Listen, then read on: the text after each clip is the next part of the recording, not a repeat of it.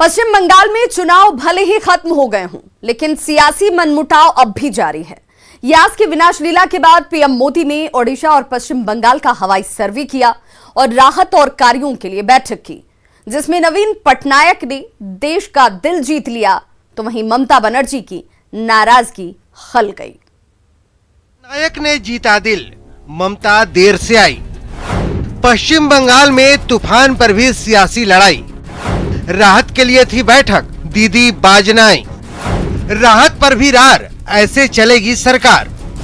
ये सवाल पश्चिम बंगाल के मुख्यमंत्री ममता बनर्जी से है और इसकी वजह है पीएम मोदी के साथ होने वाली समीक्षा बैठक में दीदी का देर से पहुंचना। इस मीटिंग में पीएम मोदी और राज्यपाल जगदीप धनखड़ को करीब 30 मिनट तक इंतजार करना पड़ा, क्योंकि मुख्यमंत्री ममता बनर्जी 30 मिनट देर से पहुंची। इस घटना को लेकर पश्चिम बंगाल के राज्यपाल जगदीप धनखड़ ने ट्वीट कर कहा है कि टकराव का ये रुख राज्य लोकतंत्र के हित में नहीं है। सीएम और अधिकारियों द्वारा गैर भागीदारी संवैधानिकता या कानून के शासन के अनुरूप नहीं है। दीदी की नाराजगी की वजह बने पश्चिम बंगाल के नेता प्रतिपक्ष शुभेंदु अधिकारी, जिन्हें बैठक में शामिल किया गया था। इसलिए दीदी आहत हो गयी और चुनाव के बाद पहली बार सिर्फ 15 मिनट के लिए पीएम मोदी और सीएम ममता बनर्जी रूबरू हुए। इसके बाद ममता बनर्जी ने ट्वीट कर कहा, पीएम ने मीटिंग बुलाई थी, हमें नहीं पता था कि दीघा में मेरी मुलाकात थी। मैं कलाई कुंडा गई और प्रधानमंत्री को रिपोर्ट दी। साथ ही दीघा और सुंदरबन के विकास के लिए 10 और 20 हजार करोड़ रुपए की मांग की। मैंने उनसे कहा कि राज्य के अधिकारी मुझसे मिलना चाहते हैं। मैंने उनकी अनुमति ली और चली गई। मुख्यमंत्री ममता बनर्जी खुद भी शनिवार को प्रभावित इलाकों का हवाई सर्वे करेंगी। खैर, ये तो ही पश्चिम बंगाल की बात। इस बैठक से पहले भुवनेश्वर में पीएम मोदी ने ओडिशा के मुख्यमंत्री नवीन पटनायक के साथ भी समीक्षा बैठक की और तबाही के बावजूद ओडिशा ने केंद्र सरकार के सामने तत्काल किसी भी रिलीज पैकेज की मांग नहीं करके देशवासियों का दिल जीत लिया।